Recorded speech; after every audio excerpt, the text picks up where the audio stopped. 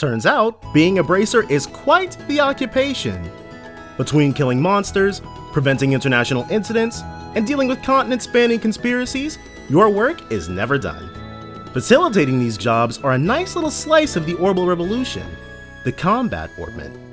If you're a bracer, or a cop, or a school kid, you get your hands on one of these bad boys and you're fighting on a whole other level. Before we jump in, this video assumes you've played through the first Trails game and at least the first hour of the second. I won't be spoiling the ending or anything crazy, just be aware. See, I began the series with Trails of Cold Steel. Well, that's a lie. I started with FC but gave up long before I ever understood the battle system. And by the time I was interested in giving FC a fair shake, one thing I had to wrap my head around was the devolution of the combat orbment, which I'll get into later. No, it wasn't until I met a certain someone that this fascination truly began to take hold.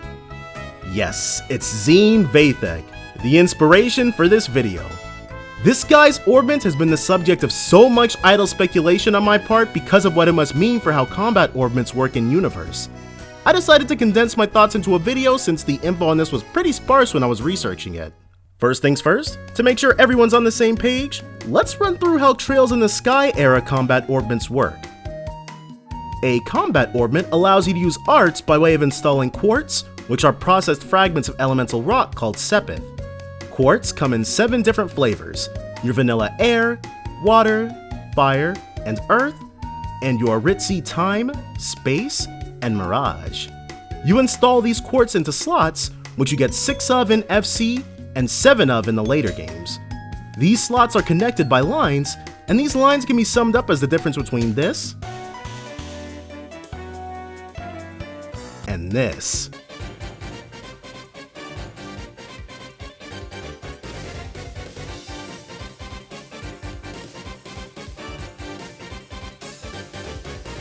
This is the main customization mechanic of gameplay, as not all orbments are created equal. Some slots have quartz restrictions, meaning only quartz of a certain element can be installed to that slot. On top of that, quartz award a point value to the line that the slot they're installed to is on, and as the point totals of a line equal or surpass the thresholds necessary to use an art, that art becomes available. Rare quartz equal higher point totals equal stronger arts. Re-enter Zine Vathek. With the explanation out of the way, we can examine this guy's orbment through a new lens. Let's use his FC orbment. Surprise! It's objectively terrible. A third of this guy's slots are locked to earth quartz and he's got 4 different lines. Why? Let's step out of universe for just a tiny bit. The intent of this system is to diversify the characters in battle. Zine's orbment is trash because he's supposed to be more craft reliant. I haven't defined that yet, have I? Crafts are character-specific special attacks. But yes, he's more craft reliant rather than being a caster. I completely understand this fact. But this makes no sense in universe. And if there's one thing I've come to love about the Trails games, it's how interesting the internal logic is. Orbments whose lines are basically circles exist. Orbments with no quartz restrictions exist. In universe, Zine is choosing to use an objectively inferior piece of orbal tech. More than that, this guy became a renowned, high-ranking bracer while making his battles harder when they don't have to be. If you're anything like me, and if you watch this far, you probably are, you're intensely curious as to why. To that end, 2 theories stand out. And for the first, I've enlisted our resident Zemuria historian, Lady Virgilia, who's agreed to tag in to go over it. Alright, so the first theory is dubbed Taito Overall. Zin is a hand-to-hand fighter, right?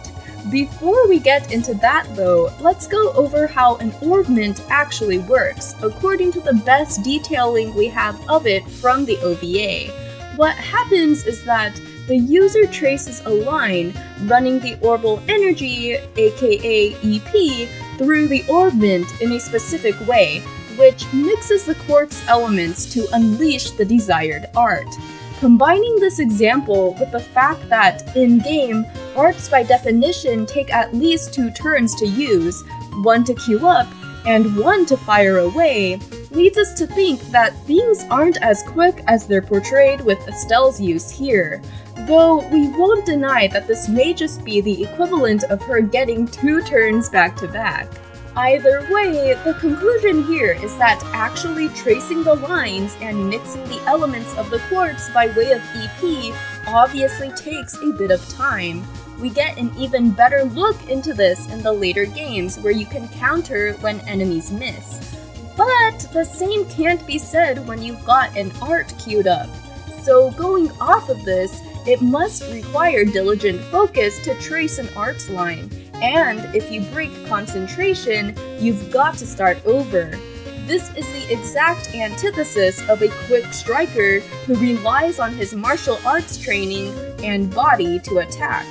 Xin could potentially prefer his Orbment to have multiple short lines so that any of the arts he'd really need, like T-Roll or Clock Up EX or even Earth Guard, can be used quickly, which means he can get right back into throwing his physical crafts around.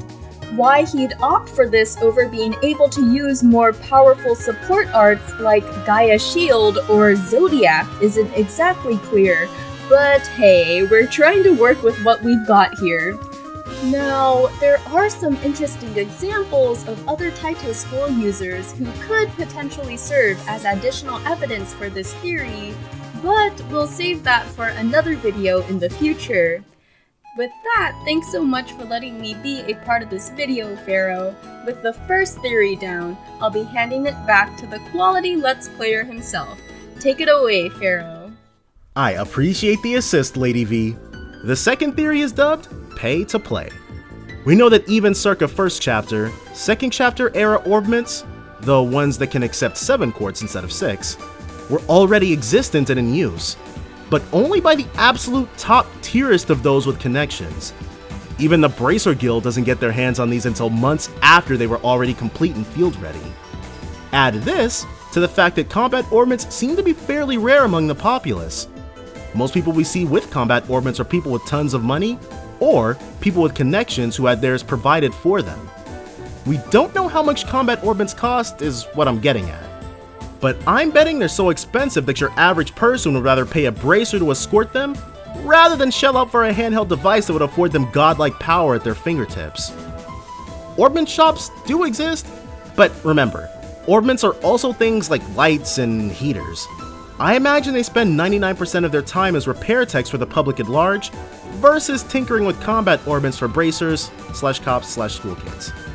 The only thing never addressed in universe are these seemingly arbitrary restrictions on quartz and slots. We never see anyone buy them, but we do know orbments are manufactured in different places all over Zemuria. Tio talks about how orbments are attuned to the user. So 2 production types make sense to me for these. Either they're mass-produced in different configurations and sold at varying prices, or they're made to order and weirdos like Zine ask for inferior products. Either way, getting a good orbment is prohibitively expensive.